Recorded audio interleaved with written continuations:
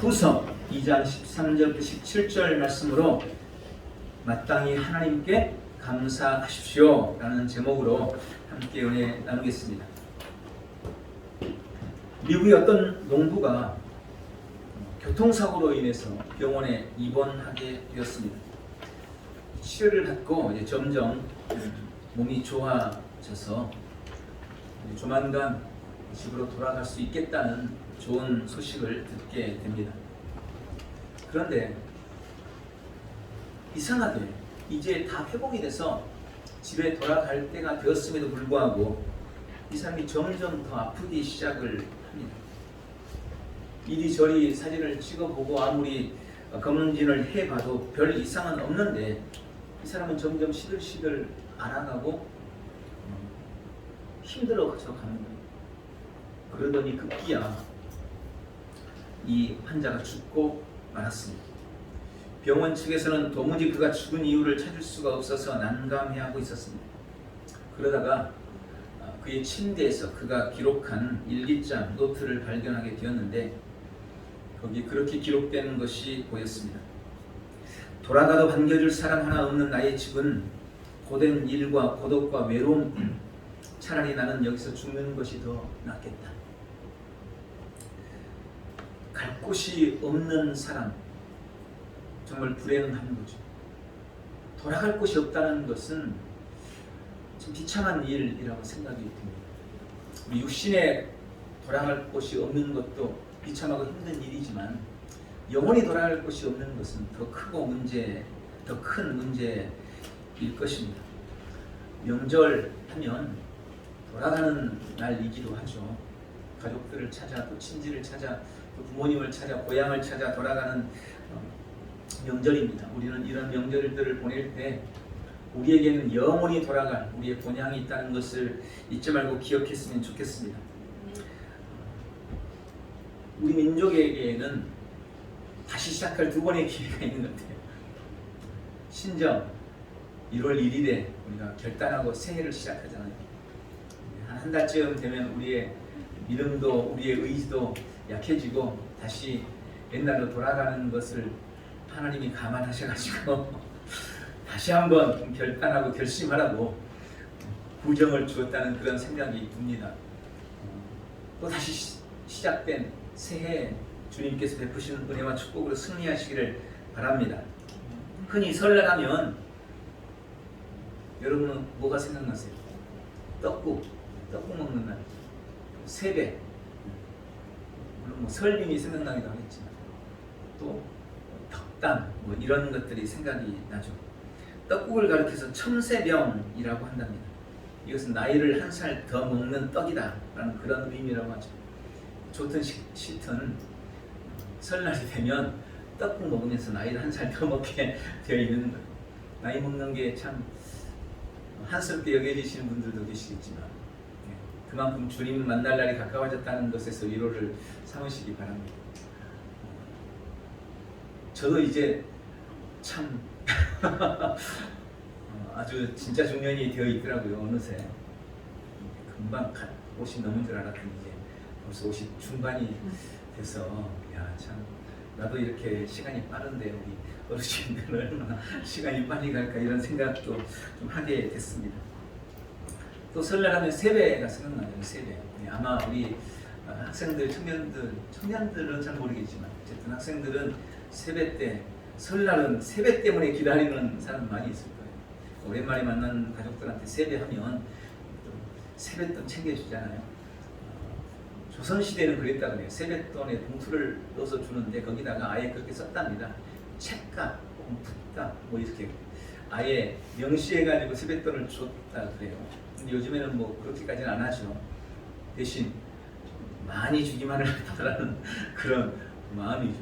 그래서 아이들은 설 지나고 나서 다른 친구들 만나거나 또 다른 형제들 만나면 너는 얼마 받았냐, 나는 얼마 받았냐, 뭐 이런 걸 자랑하기도 하죠. 또 덕담, 이 설에 파는 거죠. 세배 받고 나면 앉아서 한 사람 한 사람한테 덕담을 해줍니다. 예전에는 그런 거 별로 신경 안 썼던 것 같은데 요즘에는 덕담도 좀 신경을 써야 되겠다 이런 생각이 들더라고요. 그리스도인으로서 자주 또 만나서 얘기할 수 있는 기회가 있는 게 아니고 평소에는 잔소리로 들을 수 있는데 그래도 설날은 세뱃돈 주면서 하는 말이니까 좀 덕담도 좀 좋은 덕담 잘 생각하셔가지고 우리 아이들에게 영향력 미칠 수 있는 좋은 덕담도 미리 생각해보는 것도 좋으리라고 생각이 되어집니다. 그런데 주의할 것도 있습니다. 요즘에 덕담 아무 생각 없이 했다가 오히려 마음에 상처를 줄 수 있다고 해요. 학교는 어디냐, 연봉은 어디냐, 취업을 했냐, 결혼은 안 했냐, 아니면 너 왜 이렇게 살쪘냐, 이런 말 쉽게 했다가는 오히려 분위기를 망칠 수 있으니까 주의하시기 바랍니다. 설날, 명절 좋은 날입니다. 그런데 우리 그리스도인들에게 있어서 명절은 마냥 좋게만 보낼 수 없는 날이기도 합니다. 특히 가족들이 믿지 않는다면 더욱 그렇습니다. 가장 큰 문제는 제사 혹은 차례 때문일 것입니다. 성도에게 제사 문제는 크게 두 가지 때문이라고 생각됩니다. 하나는 나는 믿는데 우리 가족들이 믿지 않는 거예요. 그래서 가족들을 만나면 차례를 지내거나 제사를 지내는데 그걸 어떻게 할 수가 없어요.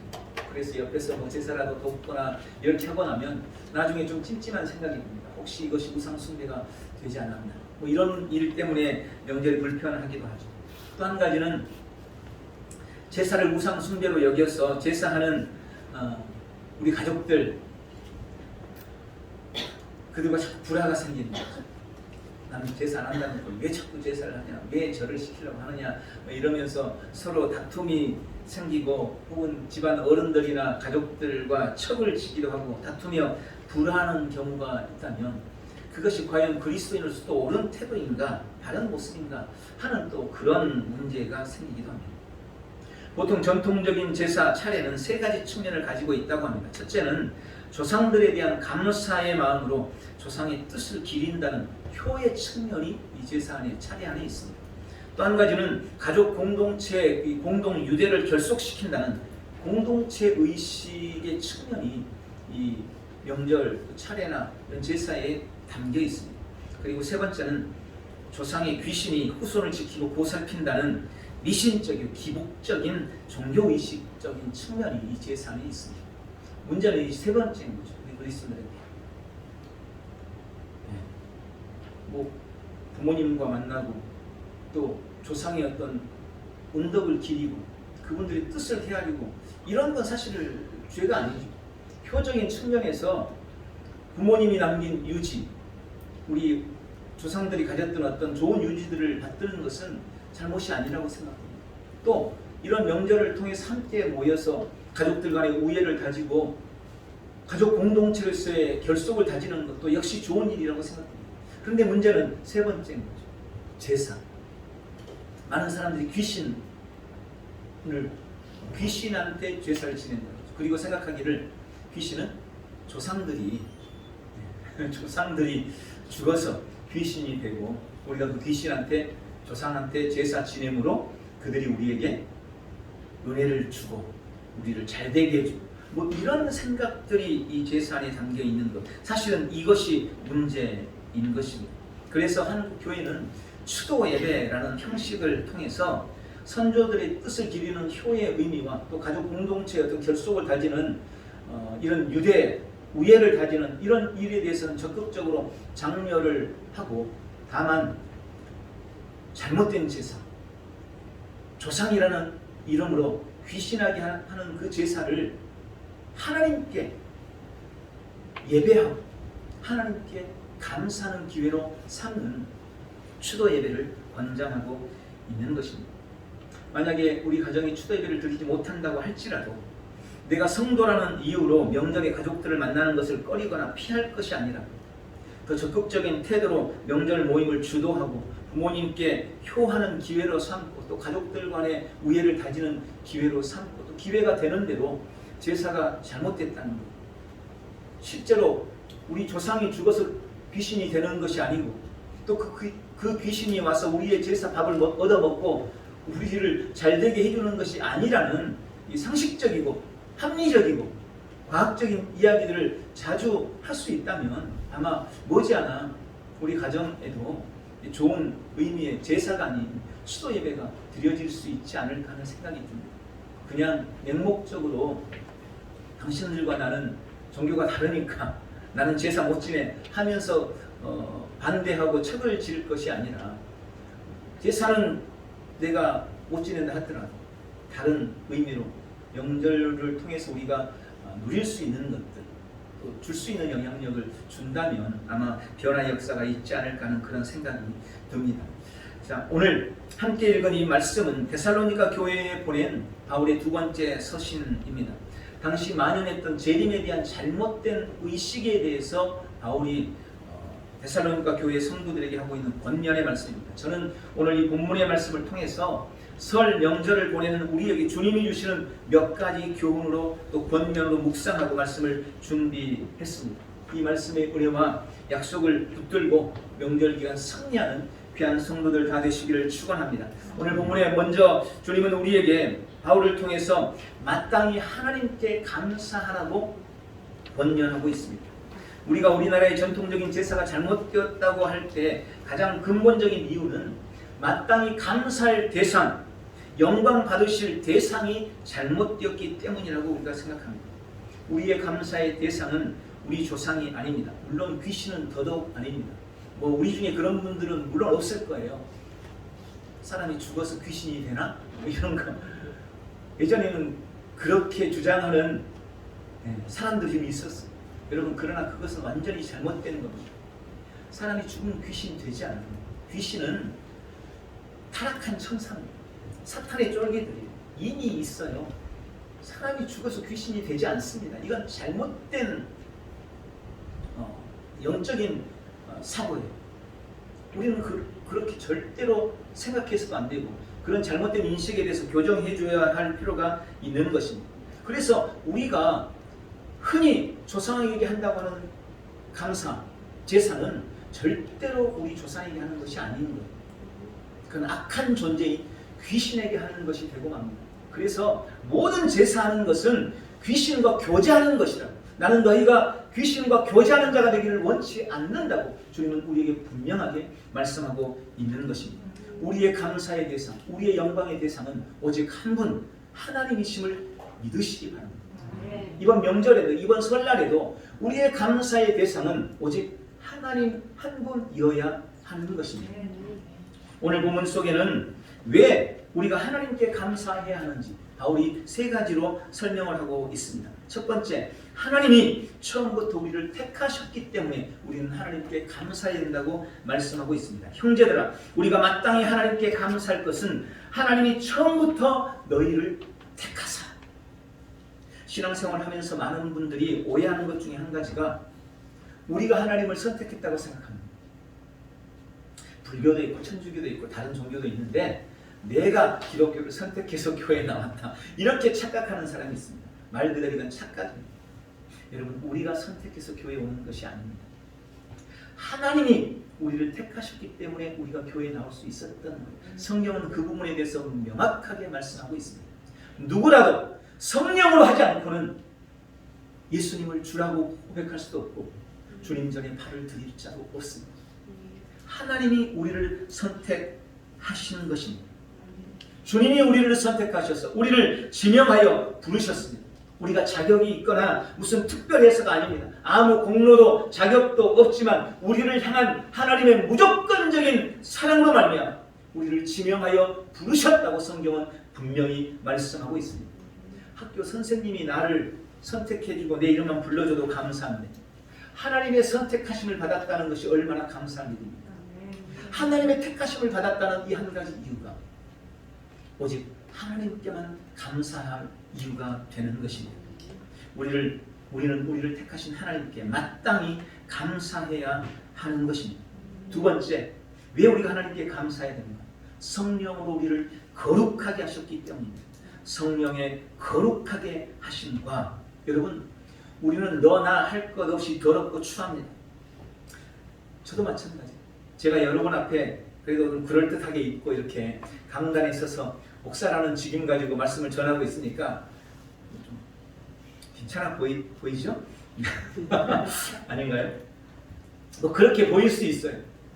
그런데 아마 여러분들이 제 속을 조금이만 들여다본다면 혀를 차고 뒤를 돌아보리고 돌아서고 말 것입니다. 저는 마음과 생각이 악하고 추합니다. 욕망 덩어리입니다. 그게 저입니다. 그런데 저만 그런 게 아니에요. 여러분도 다 마찬가지일 것입니다. 그런데 놀랍고 감사하게도 주님은 그렇게 추하고 악하고 더러운 내가 진짜 내가 아니라고, 너는 그런 존재가 아니라고 우리 주님이 말씀해 주시는 겁니다. 오히려 진짜 나는 예수 그리스도의 보혈로 씻음받고 성령의 거룩하게 하심으로 말미암아 정결하게 됐나, 하나님 앞에 흠도 없고 점도 없이 서게 될나, 성령께서 정결하게 하고 성결하게 해서 거룩해진 나, 그게 나라고, 그게 진짜 나라고 오늘 주님이 말씀하고 계시는 것입니다. 여러분, 이게 제 말이 아니에요. 제가 그냥 상상하고 제가 지금 억지를 부리고 있는 것이 아닙니다.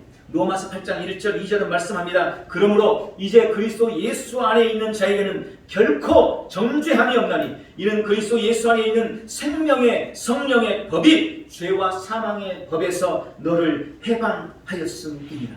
그리고 계속해서 말씀하기를 우리는 연약해 살 수 없는 그것을 하나님이 하셨다는 겁니다. 그리스도 예수를 이 땅에 보내셔서 더럽고 추한 우리를 깨끗게 씻으시고 육신으로 할 수 없는 것을 성령 안에서 거룩하게 하셨다고 약속하고 계십니다. 우리는 성령 안에서 법적으로 거룩하게 되었습니다. 성령의 법이 너는 거룩하다라고 선언하고 계시는 것입니다. 그래서 우리는 주님 앞에 감사해야 하는 것입니다. 세 번째로는 오늘 본문에 보니까 진리를 믿음으로 우리에게 구원을 주셨기 때문에, 우리가 믿음으로 말미암아 구원받았기 때문에 우리가 마땅히 하나님께 감사해야 한다고 말씀하십니다. 여러분, 믿음이 우리에게 주는 궁극적인 은혜는 구원입니다. 우리는 믿음으로 구원받았습니다. 그런데 여러분 그걸 아시나요? 우리가 받은 이 구원은 값싸게 공짜로 되는 구원이 아닙니다. 우리는 너무나 값없이 너무나 쉽게 구원의 은혜를 누리고 있지만 주님은 나에게 구원을 베푸시기 위해서 엄청난 희생과 대가를 지불하셨습니다. 주님이 나를 위해서, 나를 구원하시기 위해서 지불하신 대가는 크고 혹독했다는 것을 우리는 분명히 알아야 합니다. 하나님의 독생자가 육신을 입고 인간을 입고 더럽고 추한 이 땅에 오셨습니다. 죄인이 되어 죄가 없으신 그분이 죄인이 되셔 고난을 받으셨습니다. 십자가를 지고 피 흘리시고 비참하게 찢기고 온몸에 피를 흘리고 죽으셨습니다. 그렇게 해서 만왕의 왕이신 그분이 어린 양처럼, 도살장의 어린 양처럼 말없이 그렇게 죽어주심으로 우리에게 구원이 임합니다. 그렇게 받은 구원이고 그렇게 얻은 생명입니다. 그 놀라운 구원의 은혜를 생각한다면 우리는 하나님 앞에 감사하지 않을 수가 없는 것입니다. 마땅히 하나님께 감사하는 귀한 명절이 되시기를 축원합니다. 이번 명절을 보내면서 주님의 나를 택하심으로 인해, 성령으로 거룩하게 하심으로 인해 나를 구원하신 더 그 큰 은혜를 인해서 마땅히 주님 앞에 감사하는 복되고 귀한 시간 되시기를 예수님의 이름으로 축원합니다. 두 번째, 주님이 오늘 바울을 통해 우리에게 하시는 권면은 복음 안에 굳건하게 서서 구원의 통로가 되라는 것입니다. 13절이 우리가 감사해야 할 마땅한 이유에 대해서 말씀하신다면 14절 말씀은 우리를 구원으로 이끄신 방법에 대해서 말씀하고 설명하고 있습니다. 우리가 믿어 구원을 받게 된 것은 오늘 14절에 보니까 복음으로 너희를 부르사 그렇게 된 것이라고 말씀하고 계십니다. 복음으로 너희를 불렀다. 이 말이 무슨 의미일까요? 누군가가 너희에게 복음을 전했기 때문이다 라는 것입니다. 로마서 10장 14절 15절 우리가 너무나 잘 아는 말씀인데 제가 우리말 성경으로 한번 읽어드리겠습니다. 그런데 그들이 믿지 않는 분을 어떻게 부르겠습니까? 듣지도 못한 분을 어떻게 믿겠습니까? 전하는 사람이 없이 어떻게 듣겠습니까? 또 보냄을 받지 않았으면 어떻게 전하겠습니까? 기록하기를 좋은 소식을 전하는 사람의 발이 얼마나 아름다운가 라고 한 것과 같습니다. 아멘. 여러분, 우리는 한 사람도 예외 없이 누군가에게, 그 사람이 친구일 수도 있고 부모님일 수도 있고 혹은 뭐 선생님이나 잘 아는 사람, 아니면 모르는 지나가는 사람일 수도, 어쩌면 목사님일 수도 있지만 누군가로부터 복음을 전해 들은 거예요. 예수님에 대해서 전해 들었습니다. 그래서 예수님을 알게 되었고, 그리고 예수님을 믿게 된 것입니다. 통로가 있었기 때문에 복음이 전해졌던 것입니다. 우리가 설 명절에 해야 할 가장 중요한 일, 우리 주님이 가장 원하시는 일은 우리도 우리 가족들에게 복음의 통로가 되는 것입니다. 그러려면 오늘 본문에 우리 자신이 먼저 복음 안에 굳건하게 서 있어야 한다고 말씀하고 계시는 것입니다. 15절에 보니까 그러므로 형제들아 굳건하게 서서 말로나 우리의 편지로 가르침을 받은 전통을 지키라 라고 말씀합니다. 이 말씀 속에 주님이 하시는 두 가지 중요한 명령이 기록되고 있습니다. 첫 번째는 굳건하게 서라는 명령입니다. 여러분, 이 굳건하게 서라는 말은 상황이나 환경에 따라 이리저리 흔들리지 말라는 의미입니다. 좌로나 우로나 치우치지 말라는 것입니다. 손익에 따라, 환경에 따라 말과 행동이 바뀌는 것은 참 믿음이 아닙니다. 그것은 굳건하게 서는 것이 아닙니다. 저는 한국 교회의 명예가 지금 끝없이 실추되고 있고 지금 잃어버린 것은 한국 교회가 굳건하게 서지 못했기 때문이라고 봅니다. 세상 사람들은 처음에는 자신들과 다름을 비난하고 욕하지만 끝까지 견고해서 흔들리지 않으면 결국 인정해 줍니다. 그것은 우리의 정체성을 인정해 줘요. 그건 우리가 다 경험할 수 있어요. 그런데 우리가 작은 위험 앞에 너무 쉽게 흔들려 버렸어요. 굳건하게 섰어야 됐는데, 지킬 것을 끝까지 지켰어야 됐는데 너무 쉽게 내준 거예요. 그러니까 지금은 이제 그걸 세우려고 해도 너무나 힘든 거예요. 이건 개인적인 신앙도 마찬가지예요. 개인적인 신앙, 내게 주신 믿음을 가지고 내가 성도로서 해야 할 일을 굳건히 지켜내면 그게 나의 당연한 정체성이 되는 거예요. 사람들은 이제 나를 그렇게 인정해줘요. 아, 저 사람은 크리스찬이니까 저래. 저 사람은 아무리 말해도 안 통해. 어쩔 수 없어. 저건 그냥 인정해줘야 돼. 여러분, 이렇게 되는 거예요. 그런데 작은 외압에, 작은 유혹에, 작은 핍박에 이리저리 흔들려요. 그러니까 나중에는 이도저도 안 되는 겁니다. 사람들이 너도 똑같잖아. 저번에도 그랬잖아. 그때도 그래놓고 왜? 지금은 왜? 우리 개인적인 신앙은, 우리 가족들과의 만남은 굳건하게 서 있는 것이 중요해요. 여러분이 믿음을 잃지 않기를 주님의 이름으로 축원합니다. 성도 개인의 삶에도 내가 좀 손해를 보고 좀 불편을 감수하더라도 믿음 안에 굳건히 서시기를 주님의 이름으로 축원합니다. 두 번째는 지키라 라고 말씀합니다. 여기 지키라라는 의미는 아는 바 혹은 믿는 바를, 즉 그동안 배웠던 신앙의 가르침들을 삶의 자리에서 행하고 적용하라는 그런 의미입니다. 우리가 두려워하면서 행하지 않는다면 아무 일도 일어나지 않습니다. 결과는 주님께 맡기고 우리가 믿는 바, 우리가 아는 바를 행동으로 옮길 때 변화가 시작될 수 있는 것입니다. 우리가 복음의 통로가 되려면 나의 믿음이 흔들리지 말아야 합니다. 말씀대로 언행을 조심하고 성도됨을 보이고 실천하기를 주님의 이름으로 축원합니다. 여러분, 안 믿는 사람들이 뭔가 우리의 거창하고 뭐 대단한 스토리를 듣고 복음을 알게 되는 게 아니에요. 믿음을 가지는 사람들의 작은 행동, 일상적인 모습, 그것을 보면서 예수님을 평가하고 교회를 평가하는 것이지, 뭐 우리가 무슨 거대한 일, 특별한 뭔가를 해야 그들이 변화되는 게 아닙니다. 삶의 자리에서 굳건하게 서서 믿음을 지켜나가는 복되고 귀한 성도들이 다 되시기를 예수님의 이름으로 축원합니다. 이번 설 명절 안에 복음 안에 굳건히 서십시오. 성도됨을 지키십시오. 나를 복음의 통로로 사용하시려는 하나님의 뜻을 마땅히 이루어 가시기를 주님의 이름으로 축원합니다. 마지막으로 우리는 주님의 위로를 사모하시기를 바랍니다. 본문 16절 17절은 그 자체로 우리에게 은혜가 됩니다. 우리 주 예수 그리스도와 우리를 사랑하시고 영원한 위로와 좋은 소망을 은혜로 주신 하나님 우리 아버지께서 너희 마음을 위로하시고 모든 선한 일과 말에 굳건하게 하시기를 원하노라. 이번 명절을 보내면서 이 말씀의 은혜가 우리의 삶에 임하기를 바랍니다. 16절에 바울은 하나님 아버지를 세 가지로 소개를 하고 있습니다. 먼저 우리를 사랑하시는 하나님이라고 말씀합니다. 여러분, 하나님은 우리를 사랑하십니다. 어떤 순간에도 이 사실을 잊지 마시기를 바랍니다. 하나님이 여러분을 사랑하십니다. 두 번째로 하나님은 영원한 위로를 주시는 하나님이십니다. 주님은 우리를 위로해 주십니다. 인생의 고난과 아픔의 순간에 길을 잃고 헤매거나 고독에 몸부림칠 때, 실패하여 낙심하고 있을 때도 주님은 우리를 위로해 주십니다. 그런데 많은 사람들이 그 주님의 위로를 누리지 못합니다. 왜 그럴까요? 이유는 간단합니다. 주님께 귀 기울이지 않기 때문입니다. 세상 소리가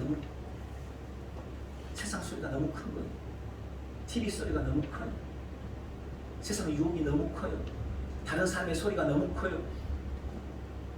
조금도 자신을 들여다보거나 하나님을 묵상하지 않습니다. 그러니까 주님의 소리가 들리지 않는데, 주님은 여전히 우리를 위로하고 계심에도 불구하고 우리가 스스로 귀를 막고 주님의 위로를 듣지 못하고 있는 것입니다. 분주하고 바쁜 속에서도 조금만 더 주님의 음성에 귀를 기울이셔서 주께서 우리를 위로하시는 그 소리를 듣는 복되고 귀한 성도들 되시기를 바랍니다. 바울은 세 번째로 좋은 소망을 주시는 하나님이라고 하나님을 소개하고 계십니다. 하나님은 어떤 순간에도 우리를 향한 선하신 계획을 가지고 계시고 우리에게 참 소망을 주시는 분이십니다. 너희를 향한 나의 생각은 내가 아나니 재앙이 아니니라 평안이니라. 여러분, 이것이 우리를 향한 주님의 생각임을 믿으시기 바랍니다. 그래서 우리가 주님을 바르게 인식만 해도 우리 삶은 달라질 수 있습니다. 현실에 매몰돼서, 상황에 매몰돼서 주님이 주시는 좋은 소망을 놓치지 않으시기를 바랍니다. 바울은 이렇게 하나님을 소개하는 17절에 우리를 향해 축복합니다. 하나님, 우리 아버지께서 너희 마음을 위로하시고 모든 선한 일과 말에 굳건하게 하시기를 원하노라. 오늘 하나님은 우리를 사랑하심으로 영원한 위로와 좋은 소망을 은혜로 주신다고 약속하고 계십니다. 우리에게는 끊임없는 하나님의 위로가 필요합니다. 하나님의 위로가 없다면 우리는 육신의 정욕과 안목의 정욕과 이성의 자랑으로, 돈과 욕망에 대한 갈증으로 하루하루를 목마름으로 살아갈 수밖에 없을 것입니다. 오늘 주님의 위로를 받는 복되고 귀한 성도들 다 되시기를 예수님의 이름으로 축원합니다. 시간 잠시 한번 눈을 감아보십시오. 지금 여러분은 어떤 위로, 어떤 소망이 필요하십니까? 제가 설교를 준비하면서 우리 성도들을 이렇게 위로해 주셨으면 좋겠습니다 하고 몇 가지 기도의 제목을 적어봤습니다. 이것이 오늘 여러분에게 주시는 주님의 위로가 되시기를 바랍니다. 주님, 치열한 삶의 현장에서 그리스도인으로 살아내기 위한 성도들의 믿음의 선한 싸움을 기억하시고 잘했다, 수고했다 격려하시고 칭찬하시며 위로해 주옵소서. 코로나의 위협과 백신의 위험, 갖가지 건강의 문제로 걱정했던 우리 육신의 연약함을 아시오니 걱정 마라, 내가 너의 피난처다, 두려워하지 마라, 나는 너의 치료자다 말씀하시며 위로해 주옵소서. 수많은 만남 속에서 이리저리 부딪혀서 깨지고 부서지고 응어리진 마음의 상처들을 싸매시고 포근한 주님의 손으로 어루만지시며 내가 너를 안다, 내가 너를 사랑한다 위로하여 주옵소서. 장래에 대한 불안함, 취업에 대한 스트레스들과 온갖 고민들로 무거운 마음에 내가 너의 길을 인도해 줄게, 정오의 빛처럼 내 길을 비춰줄게 말씀하시고 위로하여 주옵소서. 아무리 애를 써도 해결되지 않는 가난의 문제, 관계의 문제, 앞이 보이지 않는 절망스러운 현실로 낙심한 마음에 주님, 너는 내 거야. 너는 잘 될 거야. 내가 너를 보배롭고 존귀하게 여긴다. 너는 소중하단다. 말씀하시고 위로해 주옵소서. 무엇으로도 채울 수 없는 인생의 갈증으로 목이 마릅니다. 성령의 단비를 내려 주옵소서. 주님의 생수로 채워주시고 하늘의 은혜로 위로하여 주옵소서. 세상만 바라고 땅의 것만 구하며 살았습니다. 너의 시민권은 하늘에 있고 너는 천국 백성이야 말씀해 주옵소서. 하늘 소망이 넘치게 하시고 주님 만날 그날을 꿈꾸며 오직 믿음으로 살도록 위로하옵소서. 엘베데는 모든 성도들을 사랑하시는 주님, 우리를 향한 좋은 소망을 주시는 참 좋으신 하나님, 어떤 인생의 아픔도 이겨낼 수 있는 우리 하나님의 영원한 위로가 이 시간 우리 온 성도들의 전 삶에 임하게 해 주시옵소서. 다시 한번 기도하겠습니다. 우리를 사랑하시고 좋은 소망 주시며 영원한 위로자 되신 주님, 주신 말씀을 기억하고 마땅히 하나님께만 감사하게 해 주옵소서. 믿음에 굳게 서서 복음의 통로가 되게 하여 주옵소서. 주님의 위로를 사모하며 복되고 풍성한 명절이 되도록 크신 은혜로 축복하옵소서. 예수님의 이름으로 기도하옵나이다. 아멘.